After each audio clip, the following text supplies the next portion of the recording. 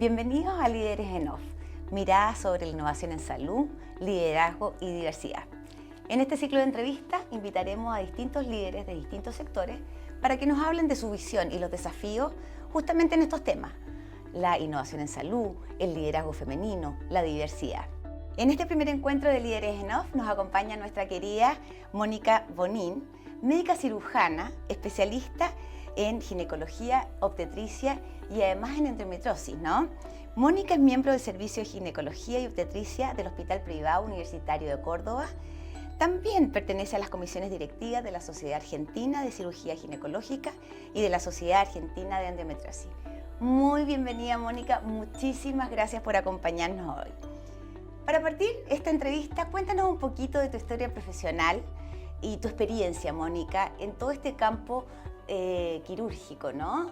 Y contarte un poco que todo comenzó allá por el año 94, cuando empecé mi carrera de medicina. Mi primer año en la Facultad de Medicina justamente implicaba empezar a realizar disecciones cadavéricas y empezar a hacer trabajos en la morgue, que es lo que habitualmente hacemos cuando estamos en la clase de anatomía. Ahí entro en contacto por primera vez con un bisturí y empiezo a entender que era eso lo que me gustaba hacer en la vida. Y bueno, empezando a disecar y empezando a realizar este tipo de prácticas en este lugar, me encuentro con el primer obstáculo, un primer referente ahí local de este tema, un coordinador de la zona. Se acerca y me dice a qué me quería dedicar, qué iba a querer hacer cuando sea más grande, y le cuento que iba a ser cirujana y me dice: no, pero si sos zurda, olvídate de hacer cirugía. Fue el primer enfrentamiento con la realidad en cuanto a los obstáculos que uno después va a tener que atravesar para formarse académicamente en esto. Pero bueno, eso me sirvió como una especie de refuerzo negativo positivo para poder impulsarme y querer seguir avanzando en ese proyecto. Realicé toda mi carrera de medicina, empecé mi residencia en un hospital público que se dedicaba a la parte de cirugía ginecológica, pero principalmente cirugía ginecológica convencional o a cielo abierto, que le llamamos.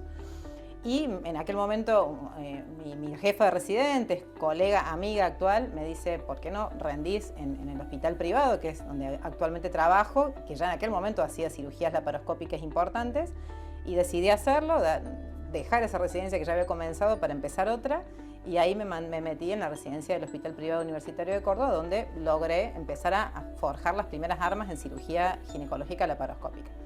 Pero no me alcanzaba con eso que había aprendido en este hospital y siempre quería lograr mi mejor capacidad, desarrollar mi mayor potencial, así que decidí también, por el ejemplo y la ayuda de una colega, amiga, que también cirujana ginecológica, había empezado a hacer un posgrado en Francia, decidí hacer esto, ¿no? Irme a hacer un par de años de formación en cirugía laparoscópica en un hospital en Francia, en Estrasburgo, donde logré realmente dar este salto de calidad en cuanto a la formación en esta técnica quirúrgica y conocer realmente la cirugía laparoscópica de avanzada, que era la que a mí me gustaba y la que yo quería desarrollar.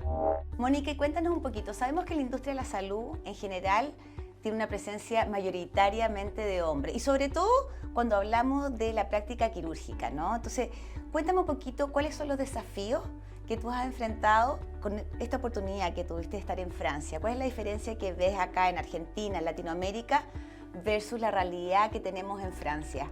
Creo que a nivel desafíos, creo que hay tres importantes desafíos para cualquier mujer, principalmente, que se quiera dedicar a esto, ¿no? A la cirugía. El primero es con uno mismo, con una misma.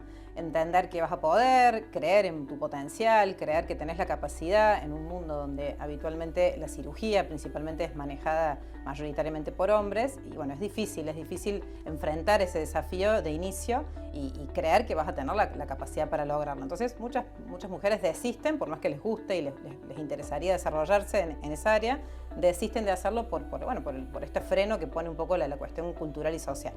Pero sí, el primer desafío es enfrentar ese miedo con uno mismo y creer que vas a poder hacerlo.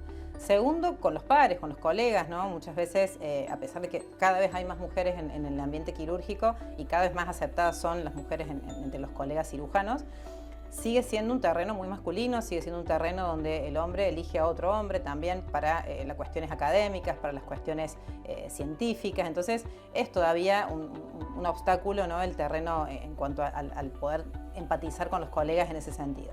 Y el tercero es con las mismas pacientes. Igualmente, considerando que la ginecología es una rama eminentemente femenina y que la mujer se siente cómoda con una mujer en el consultorio para hablar de sus problemas y poder ser tratada por una médica mujer, a la hora de ser intervenida quirúrgicamente, muchas mujeres todavía eligen hombres para que se sienten quizá un poco más confiadas en sus capacidades, o si te eligen como cirujana, llegan días antes de la cirugía, estamos despejando las últimas dudas y muchas aún te preguntan quién me va a operar, como si la persona que estuviera al frente no tuviera quizá la capacidad para hacerlo. Entonces creo que son esos un poco los tres desafíos más importantes que en Francia, allá por el 2008, 2007, donde yo estuve realizando mi posgrado, ya era mucho más común ver cirujanas mujeres. El servicio donde yo trabajaba, había por lo menos 30 o 40% de las personas que trabajaban en ese servicio eran mujeres. Entonces, efectivamente, ya había un avance cultural en el sentido de entender a la mujer como idónea para realizar cirugía en aquel entonces. Sí. No, y como tú bien dices, no es solo la institución, los médicos cirujanos, etcétera. Es un tema cultural, social, ¿no? Que los pacientes se sienten muchas veces más seguros, por así decirlo, que con un procedimiento que lo haga un hombre versus una mujer.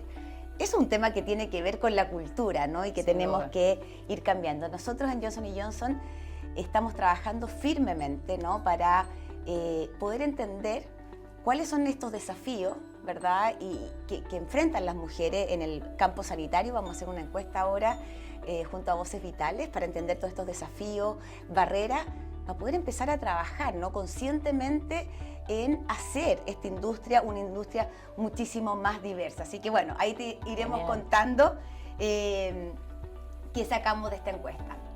Ahora, cuando hablamos de patologías que a veces nosotros invisibilizamos, ¿no? Creo que ahí tenemos un cierto rango de patologías que son específicamente de las mujeres, ¿no? Y que han sido históricamente poco atendidas y poco estudiadas. ¿Qué nos podrías decir de la importancia, ¿no? De preocuparnos de estas patologías, de atender, de generar conciencia y acceso? Creo que la medicina en primer lugar y culpa de la medicina, las mujeres hemos normalizado montones de síntomas, dolencias y enfermedades propias del ambiente ginecológico, culpa de cómo realmente se ha entendido a la salud femenina como algo que no tenía el mismo valor o el mismo peso que la salud masculina. Lamentablemente así ha sido históricamente, no estamos hablando de los últimos años donde justamente se está empezando a entender y empoderar la salud femenina en todo sentido, pero hablando de la medicina históricamente tiempo atrás, siempre las dolencias y los síntomas ginecológicos fueron menospreciados. Y esto ha culturalmente desarrollado esta invisibilidad que decías referido a la enfermedad en la mujer. Entonces hay un montón de enfermedades asociadas al ciclo menstrual, asociadas a lo hormonal, a lo endocrino, que en la mujer han sido estudiadas muy poco o menospreciadas en el buen concepto y no han sido completamente desarrollados en su tratamiento, diagnóstico oportuno e investigación, justamente por un poco como la salud femenina siempre ha estado en segundo lugar en relación a la salud en general. Entonces creo que sí, que investigar, desarrollar y hacer énfasis en el tratamiento oportuno de las enfermedades ginecológicas en la mujer es fundamental y por suerte estamos, creo, creciendo mucho en este campo en este último tiempo. Sí, y no minimizarla, ¿no? Crear esa conciencia que no es normal, ¿sí? Porque uno a veces, claro, hay dolores, hay incomodidades, pero la mujer tiende a normalizar eso, ¿no? Y muchas veces sucede que hay una patología detrás que explica todo eso. Y hablando un poquito de eso, entremos específicamente a la endometriosis. Endometriosis, que es una patología, ¿verdad?, que afecta por lo menos a 1 de cada 10 mujeres en América Latina. Tú me decías en antes que era un poquito más, ¿verdad? Y es cuando el tejido endometrial crece fuera del útero, ¿no? Entonces, ¿por qué es importante un poquito tratar esta patología? Buenísima la pregunta, porque realmente la endometriosis es justo el paradigma de enfermedad que ha sido menospreciada históricamente en la medicina.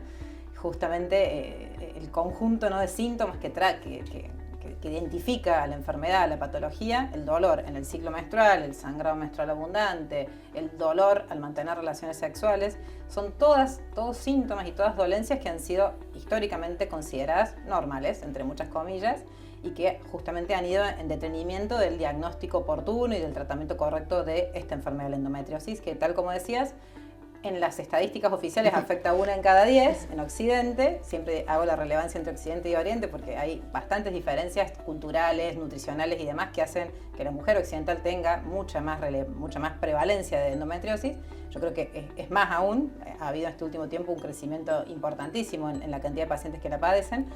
Y recién en estos últimos 10 años, podríamos decir, y gracias a la fuerza de las mismas mujeres que se han aunado y que han dicho, basta, no es normal sufrir como estamos sufriendo, no es normal tener estos síntomas, y han logrado, gracias a esa lucha, obligarnos a los médicos a empezar a investigar un poco más, a estudiar, a querer tratarlas correctamente. Bueno, a partir de ahí empezó a escucharse la palabra endometriosis, no solo en un libro de medicina en los últimos párrafos o en una cátedra de ginecología, sino a viva voz en todos lados. Entonces, creo que sí, que gracias a la pelea de las pacientes hemos logrado lo que se está logrando actualmente en el desarrollo de la investigación y tratamiento de esta enfermedad tan prevalente.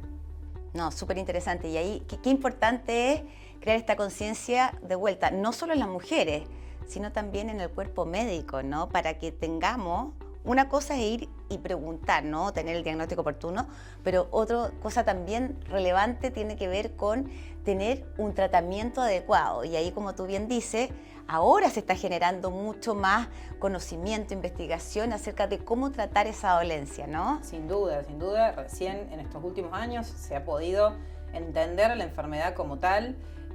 Antes se abordaba desde un lugar meramente ginecológico, se la trataba como una patología donde la cirugía y el tratamiento hormonal eran las únicas herramientas para el tratamiento correcto. Actualmente se sabe que esta enfermedad no solo afecta las cuestiones ginecológicas, sino que tiene aristas nutricionales, endocrinológicas, metabólicas, en fertilidad, ya que a muchas pacientes les cuesta mucho lograr embarazos culpa de la endometriosis, aristas sexológicas, psicológicas. Entonces, realmente el abordaje tiene que ser integral, tiene que contemplar todas estas cuestiones e individualidades para darle a la paciente lo que realmente necesita y pueda sentirse realmente tratada y contenida en un ambiente médico correcto y oportuno.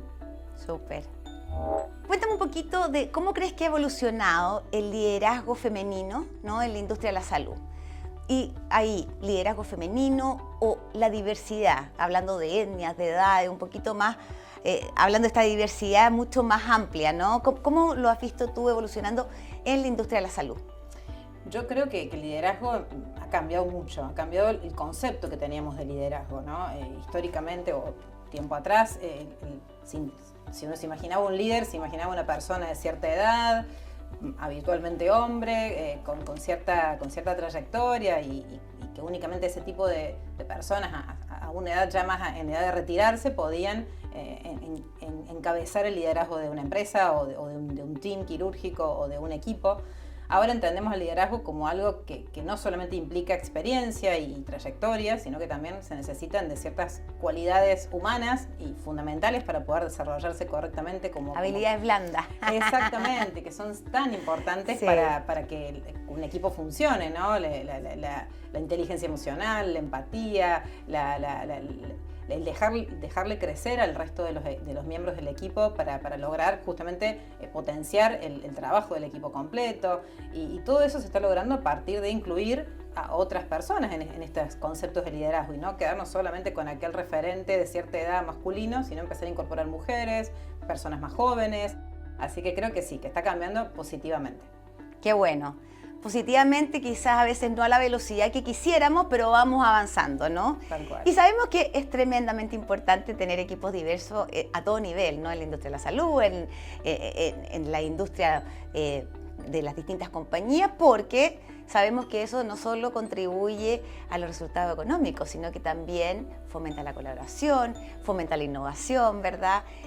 Genera una mejor atracción de talento. O sea, todos estos ambientes diversos generan un círculo virtuoso de puras, yo te diría, beneficios, ¿no?, para la organización. Sin duda. Y cuéntame un poquito, hablando del liderazgo femenino, ¿cuáles son las habilidades, verdad, o fortalezas distintas, diversas, que tú crees que aporta el liderazgo femenino a la práctica quirúrgica y a la industria de la salud? Yo creo que el liderazgo femenino, principalmente desde lo quirúrgico, le da otra mirada a la cirugía ginecológica, por lo menos que es mi terreno, ¿no? Poniendo en primer lugar el beneficio que le vamos a otorgar a ese paciente, a esa mujer que estamos interviniendo quirúrgicamente, por sobre el ego personal de desarrollar la mejor cirugía o la mejor técnica quirúrgica o la mejor habilidad. Normalmente en lo que es cirugía, en el terreno quirúrgico, siempre muy dominado por los hombres, lo que uno podía ver desde afuera cuando iba a un congreso, cuando me veía operar a algún profesional renombrado, era principalmente en desarrollar la mejor técnica quirúrgica, hacerlo en el menor tiempo posible, priorizar mucho más conceptos relacionados con la habilidad de la persona que está desarrollando la cirugía y no tanto el beneficio que le vamos a otorgar a ese paciente o a esa mujer que estamos operando. Creo que la mujer tiene una mirada diferente, por lo menos así lo intento ver yo. Creo que la mujer se preocupa por lo que va a lograr cambiarle a esa persona que está operando, cómo va a lograr mejorarle quizás su calidad de vida o sus chances de fertilidad o su sintomatología, pudiendo realizar una buena cirugía y no tanto en la belleza, entre comillas, o lo perfecta que esa cirugía sea. Entonces, esa mirada más empática me parece que cambia bastante las cosas, no solamente a nivel quirúrgico, sino también en una empresa, en un concepto de liderazgo femenino en todo sentido, el empatizar con el cliente, con los colegas y con el equipo, me parece que cambia bastante el desarrollo, ¿no? de la técnica quirúrgica en el caso de la cirugía o de las potencialidades del equipo en el caso de un equipo de otro tipo. Así que me parece que pasa por ahí. Súper, ¿no? Y hoy día en las distintas industrias, ¿no? La de salud se habla de el paciente al centro, en otras industrias el cliente al centro, ¿no? Y qué relevante esa empatía para poder vivir, ¿no? Esa promesa que dice, no, el paciente al centro y todo tiene que ser por el paciente o todo tiene que ser por el cliente. Me encanta. Por último, Mónica, ¿cómo ves el liderazgo futuro? Si pudieras transportarte 10 años adelante, ¿cómo ves el liderazgo hacia futuro? Yo creo que ya en este presente que estamos viviendo, o de la manera en que yo trato de ejercer mi liderazgo en el equipo, es un poco lo que me imagino que va a seguir pasando en el futuro, ¿no? Esto de sentarnos todos en una mesa, dialogar, tomar las ideas, las potencialidades de cada uno y no quedarme con los conceptos propios como únicos, relevantes, importantes, darle alas a todo el equipo para que justamente ese crecimiento de esa persona individual colabore al crecimiento del equipo todo. Me parece que se trata de eso, liderar, justamente, ir como detrás de la manada, viendo cómo todos logran desarrollar sus capacidades, colaborando con aquel que le esté costando un poco más y potenciando justamente las cualidades de aquellos que no están viéndolas por sí solos y que necesitan una ayuda, pero pasa por ahí, no pasa por ser el superior, el jefe supremo y que los tiene a todos controlados. Justamente es lo opuesto. Y creo que se está entendiendo el liderazgo desde ese lugar, tanto femenino como masculino, y eso me parece que colabora un montón a que las empresas y los equipos en general puedan crecer y desarrollar capacidades que por ahí antes no las hacían, porque los liderazgos no eran tan positivos. Así que creo que ese es el liderazgo del futuro, el liderazgo de un equipo y en una mesa redonda y no superior a nadie. Inclusivo. Inclusivo, tal cual. Tal cual. Bueno, muchísimas gracias, Mónica, no solo por acompañarnos hoy día a contarnos tu visión, sino que también por el tremendo ejemplo que representas, ¿no? Para mujeres, niñas, ¿no? No solo de Argentina, sino que de América Latina, en seguir avanzando y cerrar esta brecha de género tan importante que tenemos en el campo de la medicina y sobre todo la medicina quirúrgica. No, yo honradísima de poder estar en esta posición, de haber sido la primera entrevistada. Admirable tu laburo, tu trabajo, también como tremenda líder de un equipo, de una empresa como esta. Así que la verdad que muy contenta de poder estar aquí, de poder haber compartido esta entrevista contigo y bueno, nada, esperando ansiosamente las entrevistas que puedan seguir. Bueno, esta fue nuestra primera entrevista de Líderes en Off. Los esperamos en el siguiente ciclo de entrevistas donde tenemos buenísimos invitados, así que no se lo pierdan, los esperamos. Muchas gracias.